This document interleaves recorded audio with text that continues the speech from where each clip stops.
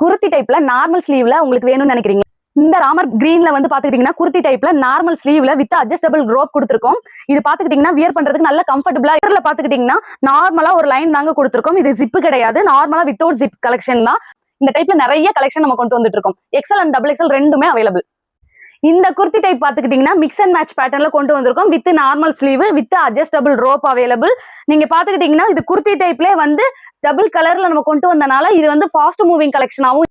இந்த குர்த்தி டைப் பாத்துக்கிட்டீங்கன்னா பிளைன் கலர்ல கொண்டு வந்திருக்கோம்.